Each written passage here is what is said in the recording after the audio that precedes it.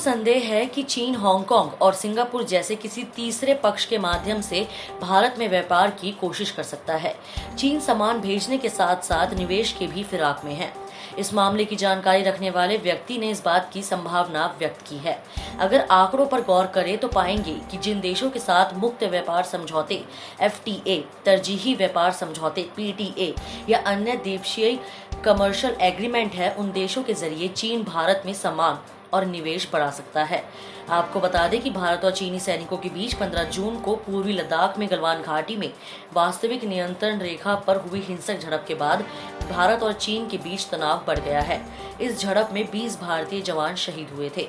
अगर आंकड़ों पर गौर करें तो पता चलता है कि चीन से कुल प्रत्यक्ष विदेशी निवेश घटा है, लेकिन कई भारतीय फर्मों ने चीनी निवेश प्राप्त किया है। इसी तरह चीन से आयात में हाल ही में मामूली गिरावट दर्ज की गई है, लेकिन उसी समय हांगकांग और सिंगापुर से आयात में वृद्धि हुई है। इन आंकड़ों से पता चलता है कि कुछ गड़बड़ है और उसकी जांच की जरूरत है।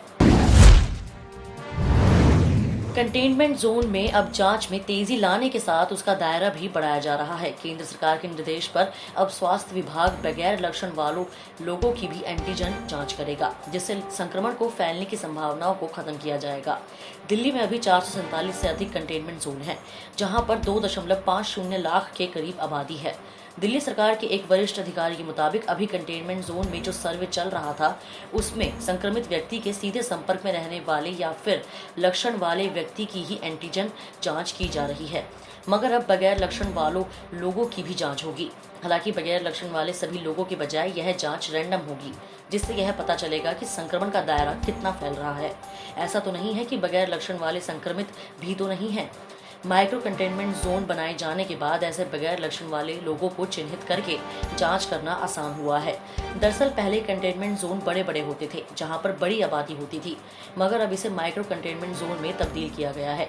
मसलन जिस घर में केस आया है सिर्फ उसे ही सील किया जा रहा है, जिसके बाद उस घर में रहने वाले लोगों की जांच के अलावा उस इमारत में रहने वाले बगैर लक्षण वाले लोगों की रैंडम जांच करना आसान होता है। इसमें कंटेनमेंट जोन के अलावा उसके आसपास, जिसे बफर जोन कहते हैं, वहां पर भी जांच की जा रही है। ईरान की राजधानी तेहरान से विस्फोट की खबरें आ रही है। न्यूज एजेंसी AFP के मुताबिक उत्तरी तेहरान के एक क्लिनिक में हुए धमाके में 19 लोग मारे गए हैं। स्टेट टेलीविजन ने बताया कि सीना अतहर के स्वास्थ्य केंद्र में विस्फोट से आसपास की इमारतों को नुकसान पहुंचा। तेहरान के अग्निशमन विभाग के प्रवक्ता जलाल मालिकी ने भी न्यूज एजेंसी को बताया कि दमकल कर्मियों ने 6 और लोगों को बरामद किया, जिनकी लगभग 2 घंटे बाद धमाके से मौत हो गई थी। मृतकों में से 15 महिलाएं थी। मालिकी ने एक टीवी इंटरव्यू में कहा कि क्लिनिक के तहखाने में रखे गैस कनस्तरों में आग लगने के कारण विस्फोट हुआ। उन्होंने कहा कि पीड़ितों में से कुछ ऑपरेशन रूम में ऊपरी मंजिलों में थे, कुछ मरीजों के ऑपरेशन किए जा रहे थे और कुछ उनके साथ वाले थे। आपको बता दें कि विस्फोट की यह घटना ईरान की राजधानी में एक सैन्य परिसर के पास विस्फोट के 4 दिन बाद हुई है।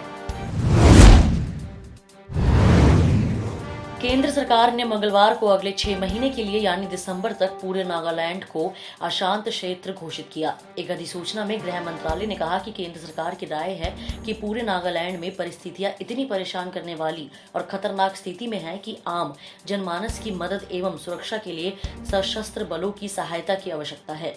गृह मंत्रालय ने कहा कि इन हालातों को देखते हुए सशस्त्र बल अधिनियम 1958 की धारा 3 द्वारा प्रदान की गई शक्तियों का प्रयोग करते हुए केंद्र सरकार ने घोषणा की है कि 30 जून 2020 से 6 महीने की अवधि के लिए पूरे राज्य को अशांत क्षेत्र माना जाएगा। आपको बता दें कि असम राइफल्स के जवानों ने बीते साल नागालैंड में मोन जिले के पुराने और नए चेनालोइशो गांव के बीच स्थित अपने शिविर पर national socialist of Nagaland khap long के हमले की कोशिश को विफल कर दिया था। NSCN के सदस्यों ने 21 अक्टूबर को असम राइफल्स के शिविर पर हमला कर दिया था। 2 दिन से रुक रुक कर हो रही बारिश के बीच उत्तर बिहार की कई नदियां लाल निशान से ऊपर बह रही है, तो कई खतरे के निशान को छूने को बेताब है। मंगलवार को मधुबनी में कमला खतरे के निशान से 50 सेमी ऊपर रही। बागमती बेनीबाद में लाल निशान से 39 सेमी ऊपर रही। वहीं जयनगर लदनिया के बीच NH 104 के डायवर्जन पर एक दिन पहले बड़ा बारिश का पानी अभी उतरा नहीं है। आवागमन बाधित है। मुजफ्फरपुर व दरभंगा के कई गांव पानी से अभी भी घिरे हुए हैं। मुजफ्फरपुर में अचानक बागमती के जलस्तर में कमी आई तो औराई और कटरा में लोगों ने राहत महसूस किया। हालांकि अभी दर्जनों गांव पानी से घिरे हैं। औराई व कटरा में तटबंध किनारे बसे गांवों का आवागमन बाधित है। यहां लोग चचरी का पुल इस्तेमाल करते थे जो बह गए हैं। मुजफ्फरपुर में रेवा घाट में गंडक का जलस्तर 53.30 मीटर पर है। यहाँ खतरे का निशान 54.41 मीटर पर है। बूढ़ी गंडक का सिकंदरपुर में जलस्तर बढ़ा है। यहाँ 47.01 मीटर पर जलस्तर रिकॉर्ड किया गया है, जबकि लाल निशान 52.53 मीटर पर है। इस वीडियो में इतना ही। मैं कोमल, पंजाब केसरी, दिल्ली से। अगर आपको हमारी ये खबर जानकारी पूर्ण लगे तो हमारे फेसबुक पेज punjabkesari.com को लाइक करें, और अगर आप हमारी ये वीडियो यूट्यूब पर देख रहे हैं तो हमारे चैनल punjabkesari.com को सब्सक्राइब करना ना भूलें।